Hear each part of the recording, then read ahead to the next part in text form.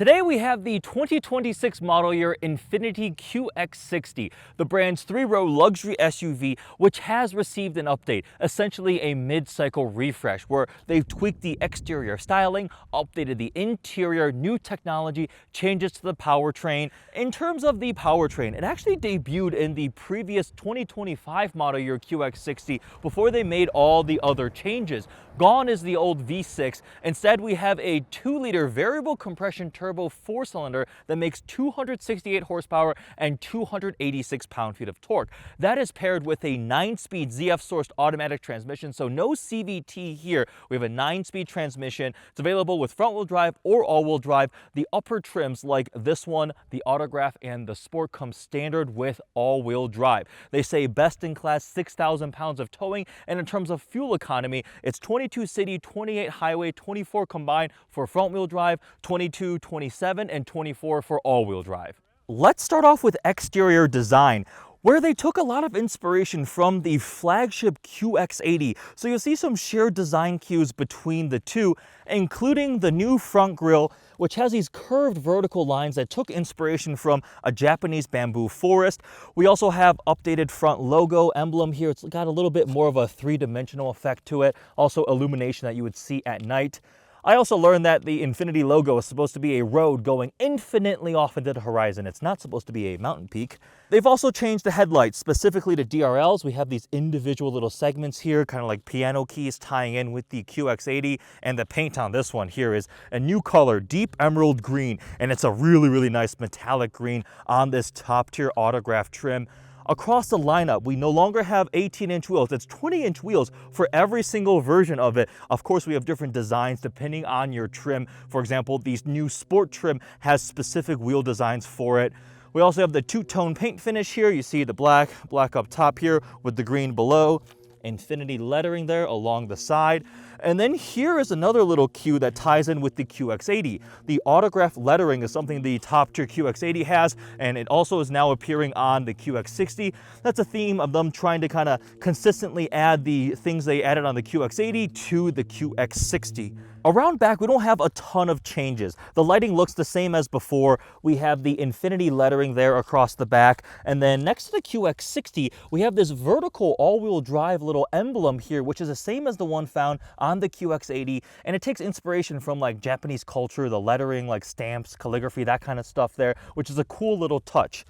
We can open the tailgate, pressing the button right there. Looks like this has also been equipped for towing. We have the third row folded up right now. I can pull this headrest down, and then this flips down for more cargo space. Underneath here, we've got a little bit of storage. Close that. All right, that's a quick look at the exterior. Also, fun fact, you see the double little like shark fins up there? I believe those are the ones that are equipped with the ProPilot 2.1 driver assistance tech, so only some of those have that. All right, so I just heard some thunder up in the mountains, so let's hop in and hit the road and start heading back into town. At night, when you unlock and approach the QX60 Autograph, you would have the welcome animation lighting, but it's still pretty light out.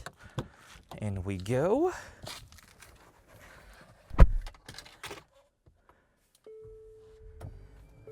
Start the car, steering wheel moves, seat moves, everything to your memory position. So a little bit of a welcome sequence. We have some nice changes to the interior. Some of it's technology and creature comfort, some are convenience features, some are just materials and design. So we have a Google-based infotainment system, but it still has CarPlay. I'm running wireless CarPlay right now. We can use the Hey Google Assistant if you want. Oh, it just listened. No, cancel. I don't need you right now. Cancel. Oops. But you have the built-in the G-Word assistant that you can ask it to do things. It does have integration with the HVAC, so you can change climate and things like that. I've currently got my cooled seats running because actually it got kind of warm outside. We have the digital rear view camera there, full digital cluster. We have a nice Klipsch sound system too, 2 different levels. The individual audio from the Klipsch system is really cool. Again, pulled from the QX80, so 2 different tiers. This one, as the Autograph, has the nicest one with, I believe it's 20 speakers. The base one is 12, I think, 600 watts, and then 1200 watts were the numbers, but it's a pretty good sound system. And the individual audio is cool because when you're sitting here in the driver's seat and you're playing music, you can have a phone call come in or navigation, and it just plays through the headrest speakers here behind in my head and just you can hear it. And I've actually tried it out in the QX80 where I was listening to music, had somebody else in the car, and somebody called me. I answered a phone call, and the other person was like talking to me. They couldn't hear the music, and everybody else in the car couldn't hear the phone call, except for me talking, obviously. But it's a really cool piece of technology. So again, something else has trickled from the QX80 down to the QX60, things working their way down. This one here is an autograph trim, so the interior is going to be the absolute nicest. We have quilting leather across all sorts of surfaces. The open pore wood now has the metal inlays over there across that side of the dash, taking, again, inspiration from the QX80. I do also have massage seats. I believe the control is here on the left. Adjust. How many different settings do I have? Just a couple different ones. Relaxing, refreshing, lumbar. I'll take this one up the speed and intensity. All right, some basic massage seats here in the QX60. Now, in terms of technology, a big update is ProPilot 2.1. 2.1 means we have supported hands-free driving on supported freeways. So you press this little blue icon, has the car with a bunch of little circles around it, and it will be hands-free until it tells you, oh, it will be hands-on, like green, but then when it goes all blue, that means it's hands-free. So as long as the road is supported, it has been mapped out, you can go hands-free. Now, I tried it in the QX80. I did a road trip from Detroit to Chicago and back, and it did well. Unfortunately, not quite up to the tier of GM Super Cruise, even Ford's Blue Cruise. I feel like there just weren't as many roads mapped, so it will cut out sometimes and tell you, hey, you need your hand on the wheel, which is, again, not a big deal. You just like rest a hand gently on the wheel, and it's still doing all the lane centering, speeding up, slowing down. And I tried it in this same thing. Part of the road said it was map under maintenance, so it just told me put hands back on. When you perform a lane change, you also need to put a hand on the steering wheel. But overall, it's a great step in the right direction. We have the little sensor that's watching you. But ProPilot 2.1 is available on the QX60. We actually have like actual controls for climate. It's not all buried in a touchscreen, which is good. And they give you a little bit like buzz haptic feedback. It is touch sensitive there.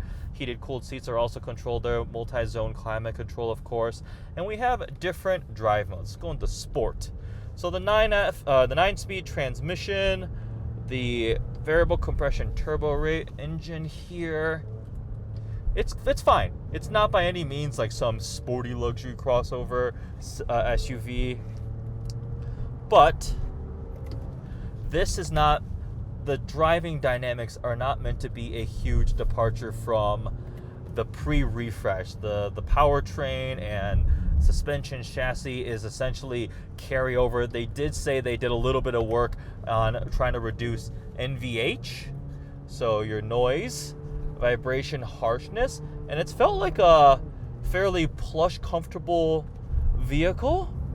Carving through the mountains is not necessarily the main activity usage of QX60s in my opinion. And that leads me to the price and competitors and how it stacks up. So Infiniti is an interesting one because it's the luxury arm of Nissan, kind of similar to Honda, Acura. You have Lincoln and Ford, Lexus, Toyota. That happens very, very often. But there's different degrees of luxury prestige, right? So when you look at the Germans, you have Audi, BMW, Mercedes. They're kind of considered the standards. They're very, very prestigious. They have the history and they have a huge portfolio breadth, and their vehicles can do a lot of different things. Even the luxurious crossovers have extreme performant variants. Like an X5, you have plug-in hybrid ones, you have comfortable ones, normal ones, and you have X5M competition, which is an absolute beast.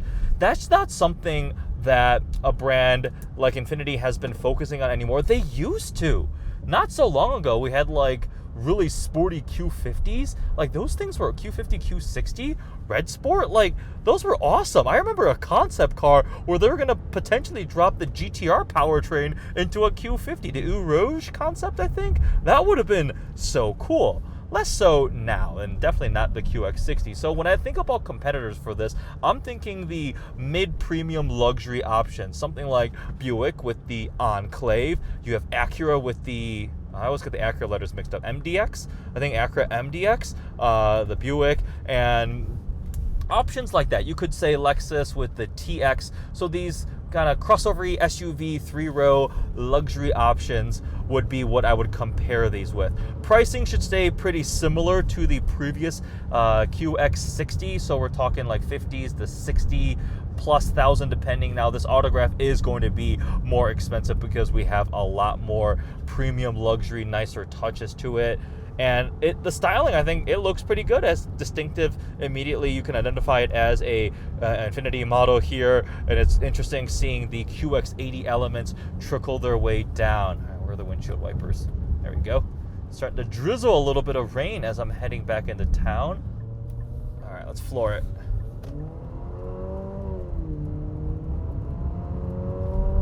There's 60. So plenty of power for merging onto the freeway. 286 pound-feet of torque. They say that this powertrain is, I believe it's supposed to be more efficient, but also can tow more than the V6. But I think they did a very good job with the updates, keeping this thing fresh, changes to the styling, helping tie in with the QX80, the whole artistry and motion, design language. And I like the little specific cues, like the piano key lighting, the Japanese culture inspired elements. They're saying the seats, they're asymmetric. This quilting pattern is asymmetric and was inspired by like a kimono. So like this stitching quilting pattern is not like split between left and right. It's actually asymmetric, which I think is also really unique and interesting. The paint color is really nice. Driving wise, it's fine. It's fine. It's adequate power. It's quiet and smooth enough. They said they worked on the NVH for the powertrain, I think. The engine can be a little bit harsh feeling at times, but up in the mountains, actually, it was totally fine. Holding some speed, going through some of the turns on really bumpy tarmac, it's okay. It's tuned well enough. No crazy fancy air suspension or anything like that. But for a premium to luxury SUV that they likely sell a lot of QX60s. You would sell more of these than QX80s because it's a more manageable size and also costs half as much. So it's important that they keep it updated. I think it brings a competitive set towards the Buick Enclave, the Acuras, even a Lexus TX probably. What do you guys think? What do you think of the updates, the looks of the tweaked new QX60? It's kind of interesting that they debut the powertrain first and then everything else. It's kind of like they were staggered. Usually manufacturers do it all at once, right? You get new powertrain, new styling, new interior tech, all of that together, and then here's the updated vehicle. So it kind of got staggered. So there's that funny mid-year of 2025 model year ones won't have the other changes, but has a new powertrain. And I think going forward, those might not be the ones that have the best resale value because you don't have everything else. So why wouldn't you not wait a year and go for the 2026 ones? But that's just how things happened for the QX60. And one final thing I definitely want to show is the cameras. That was another big change. So pulling from the QX80, we have all the various different camera angles. I just pulled up here with the button. What am I doing? So we have overhead view, and because this one is an autograph trim, you can go to 3D and you can live pan around. It's not matching spec. It's not the green one, unfortunately. The other ones, you have the fixed camera angle, so you can't do that live panning if you lower to your trim. But we also have the ultra-wide front view. I think that's this one. There we go. So that's for like almost like seeing around corners if you're pulling out of a parking garage or something like that. And we also have invisible hood view, which is again pulled through the QX80, which allows you to essentially see through your hood. It's of course modeled using the different cameras, but that's also useful if you're trying to park, go through a drive-through, maybe line up for going through a car wash so you don't scrape anything. So that's some more tech, lots of new tech for sure. Premium features, the clipped sound system. I actually like it. It sounds good. The materials on this autograph trim definitely feel nice. All the soft touch stuff here. You can feel the texture on the wood, the quilting there. So I would say overall a nice update to the QX60. What do you guys think? Is this competitive enough? We have the second row captain's chairs back there too. And lots of little details and coloring. Like the gold piping there is pretty cool too. Also, this speaker like really angles in deeply into this door, which is kind of cool. Unique. Hope you guys enjoyed this quick little overview of the QX60 Autograph. Thanks for watching.